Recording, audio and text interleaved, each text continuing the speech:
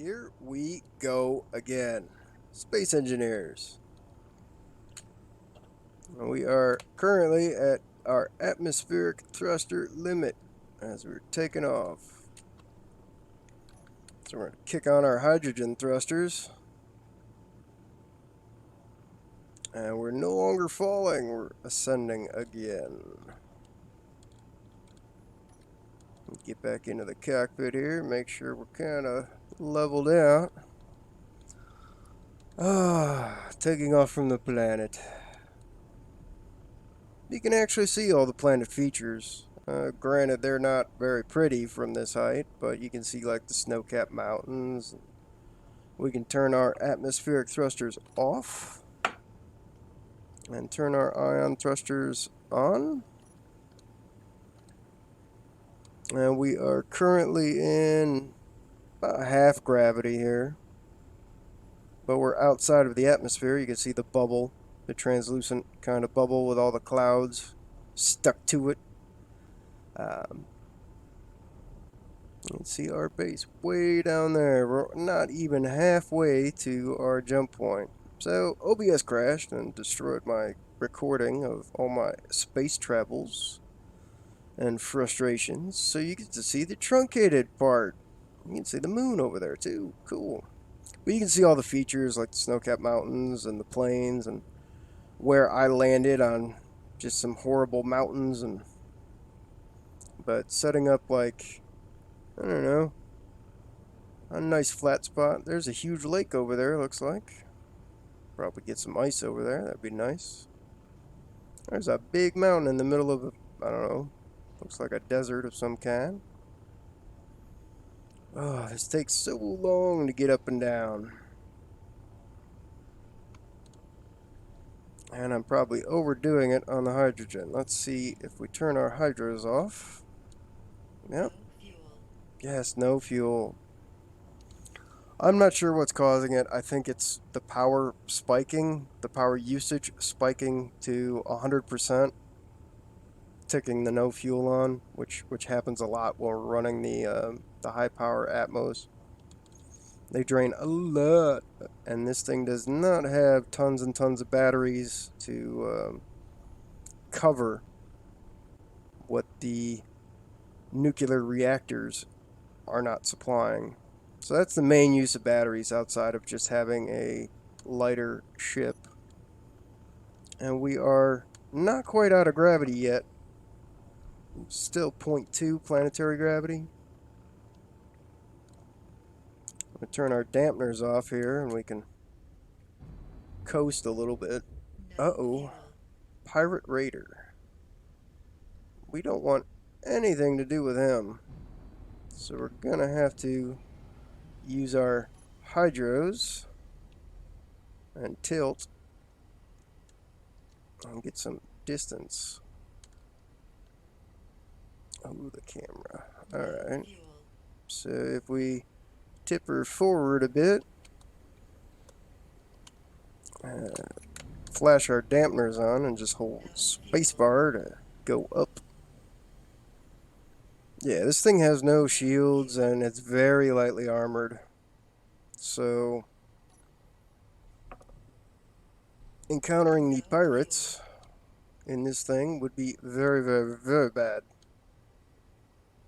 But we have a jump point you can see behind me, hillside jump point, that is directly above the base with no deviation.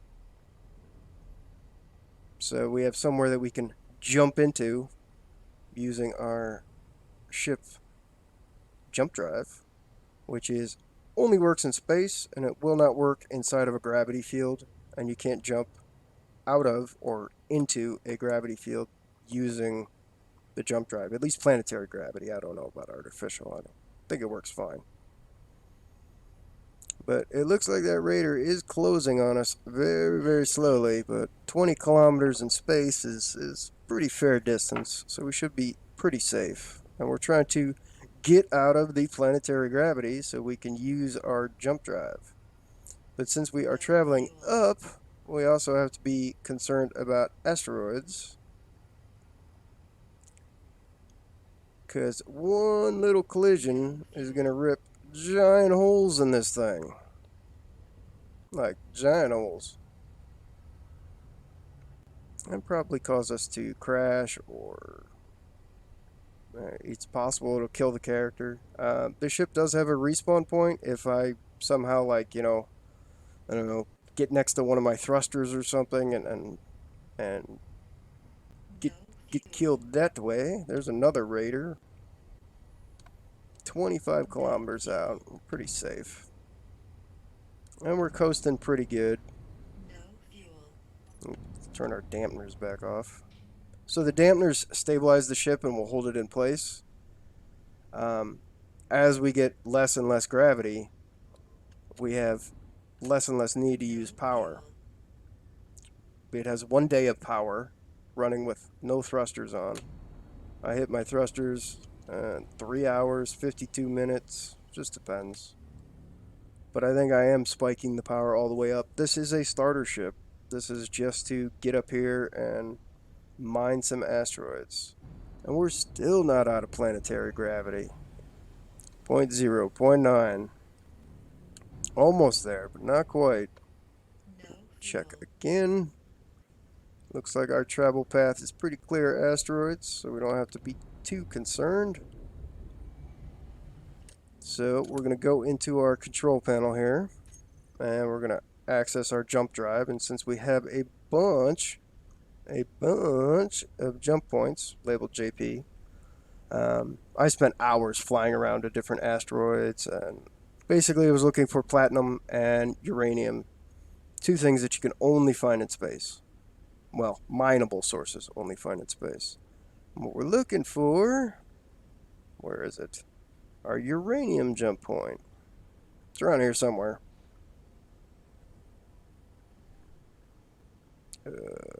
Hello?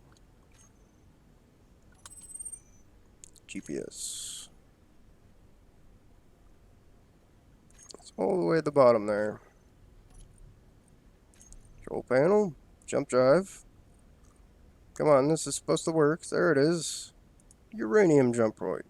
We're going to select that, and that loads it into the coordinates into the jump drive.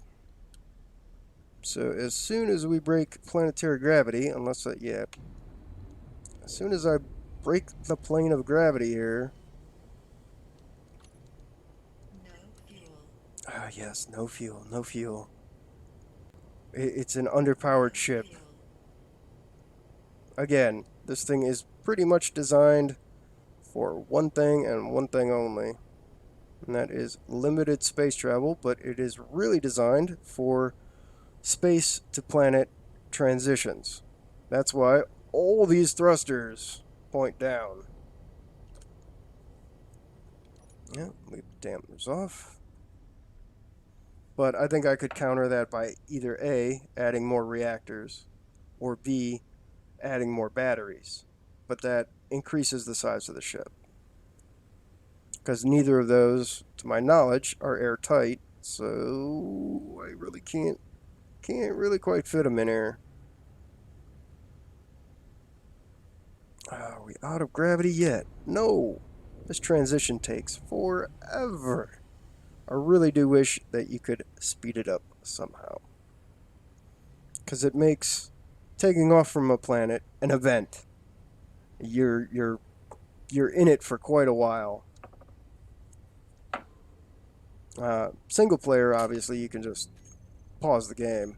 But if you're playing multiplayer on a server or something, you gotta sit here through the whole process. And this is just taking forever.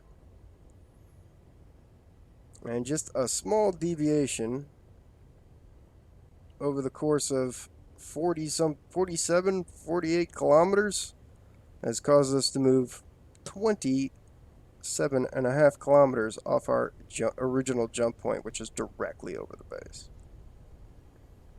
So we have finally reached zero gravity. So we can now activate our jump drive. But that is a very bad idea while you're traveling at speed. because you carry your speed through your jumps. So we can either roll this thing around and use our hydrogen thrusters a bit to try and counter our movement.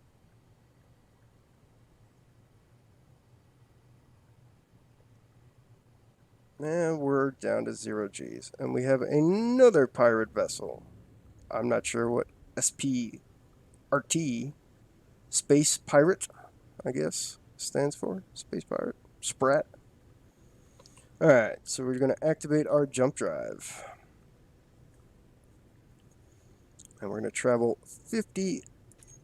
about 55 kilometers. Down Datum Way. So about 30 kilometers plus past the pirate. No fuel. Yes, no fuel, I know. That is so annoying. Alright. So, where is it? Perhaps we should turn it on in our GPS.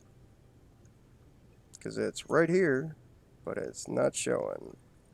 Show on HUD. And it's behind us. This thing has pretty much just the basics. It's going to take forever to excel and decel with all these small thrusters. That is the downside of having a multi-thrustered ship, is a lot of your thrusters just don't work. There's a nickel deposit on that particular asteroid. But what we're interested in... Ooh. Is that uranium below me? I know it's right. Ooh, we're going fast. So we're going to tip our ship up and use our belly thrusters here to kind of slow down, because we overshot it.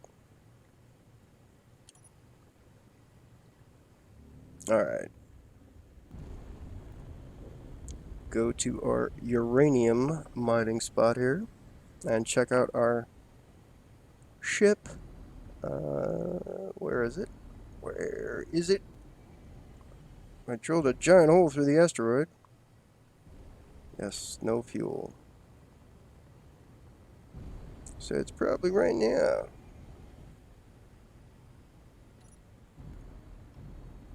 So dark.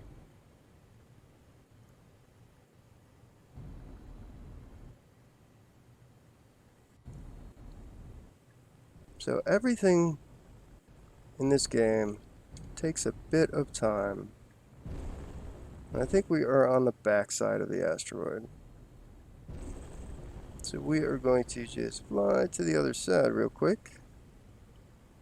Have to be on the lookout for small bits and bobs of asteroid. They don't move, but even a small bit, if I crash into it, is going to cause tons of damage.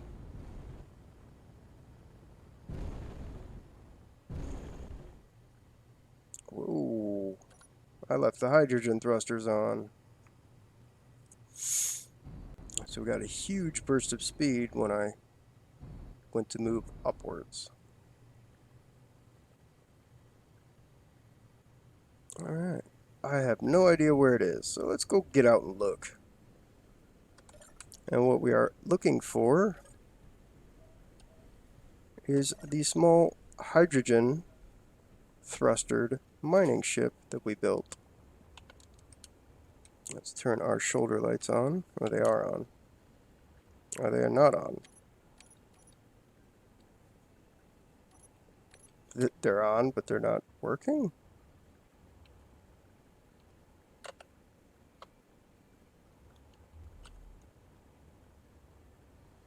There they go. Okay, game. There she be. So, this is powered completely up by battery and hydrogen thrusters. So it is currently turned off and just hooked via landing gear to their uranium, which is right, yeah. And uranium looks very much like the rock around it, which is kind of terrible, but you can barely see the transition from the lighter gray to the gray with dark gray spots to gray with black spots stuff. And we built this in space. We built it first at our base, broke it down, put all the parts into our lifter shuttle, and built it out up here and powered it up here, which was a pain in the butt. This thing had solar panels hanging off it in every single direction. I even put a hydrogen engine temporarily on exactly where the landing gear is to help power it. Went through a boatload of ice, filling up the hydrogen tank here. We'll get in real quick and turn her on. And you see all the yellow thrusters. And we'll let go with the landing gear. But yeah, it's just a pretty basic mining ship, completely battery powered. Um, it's kind of small enough that it's disposable once you have enough resources. So I mined a whole bunch of platinum and a whole bunch of uranium with this thing. But again, this thing is just a bit too heavy for the thrusters to function in atmosphere. So, oh, come on. There we go. Landing gear's locked. So we're just going to leave it here. We have a jump point, and we have it stuck in a hole. So hopefully no pirates will blow it up. If they do, we'll just build another one. Because they are pretty darn cheap. And now we have to find our other ship. There's the jump point. There's our shuttle. So we would have to visually find it without the beacon that is currently in it. It does not have an antenna.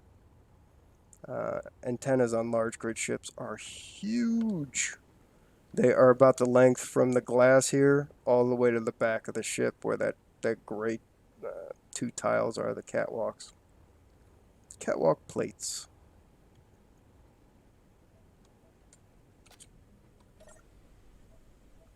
So, I'm just reduplicating efforts to show you what I did and how I got what I got. But this is space. And we have tons of resources marked with JP or jump points. So if we just search JP, we can get just about anything we need up here in space. The only thing I'm missing, I believe, is gold.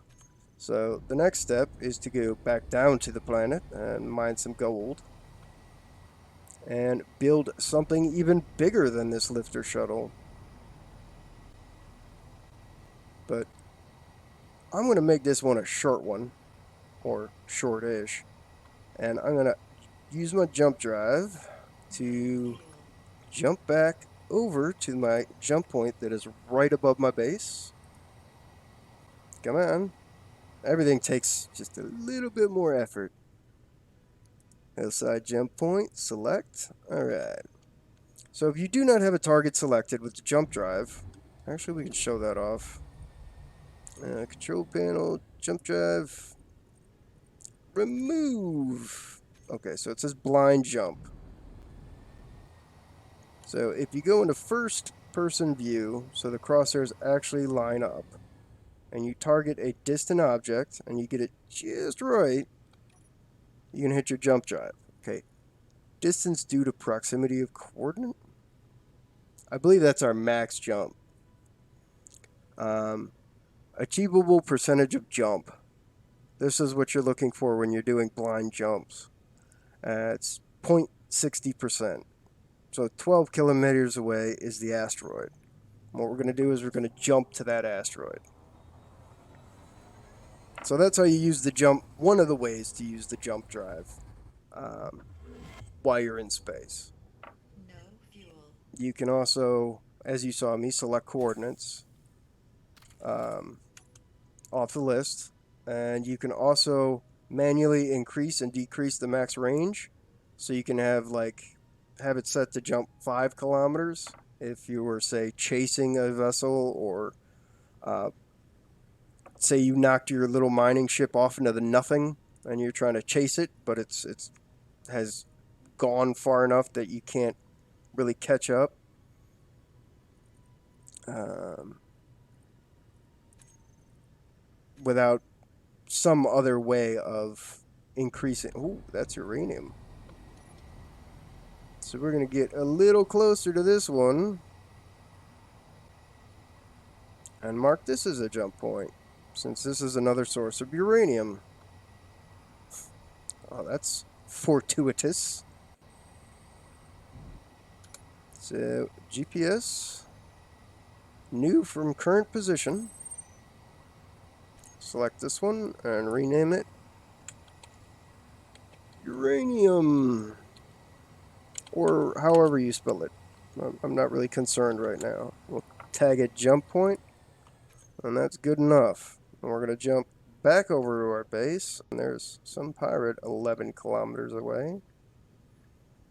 5 kilometers is pretty much the range to avoid pirates. At about that range, they will definitely start closing in on you.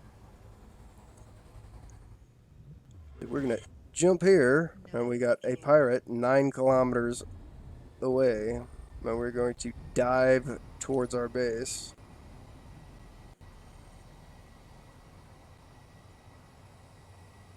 We only used about my initial liftoff. Only used about 16% of my hydrogen tank. Used a little bit less coming into the atmosphere because you can use gravity to assist you. Speaking of gravity to assist you, you can see the compass back at the top. And in just a moment here, you'll see our elevation once we actually enter the planetary gravity. But we've entered the you can't jump in here sphere. This is still considered planet. There it goes, 0.05 planetary gravity. But there are still asteroids, like that one, and there's a couple on the way down. But you can see our elevation is now on our crosshair there. So this takes quite a bit of time, but last time I did it, it worked pretty darn well. Was able to turn off the hydrogen thrusters and just use the atmospherics to land. So that was great. You can carry a boatload and land safely due to the large atmospherics and the hydrogen thrusters. So it is great for up and down, just carrying large loads.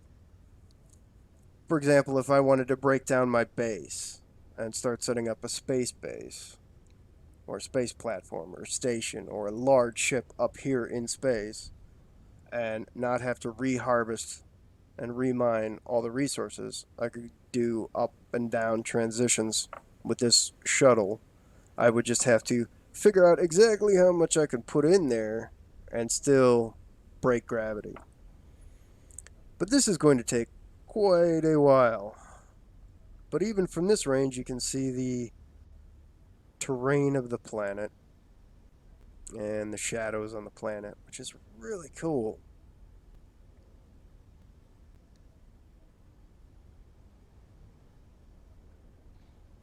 We're saving, and I see that pirate. I just thought he was closing in, but now we're opening distance. We just have to remember that there's one hanging out up here for whatever reason.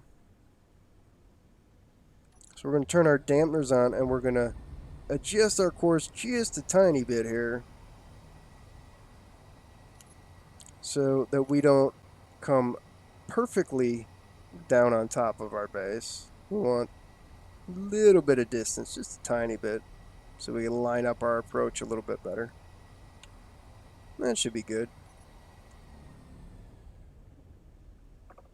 So I'm not gonna make you listen to me ramble and watch this sphere get larger and larger. I'm just gonna leave it here. So I'll catch you in the next one. So if you watch this and all of this, thank you very much for watching.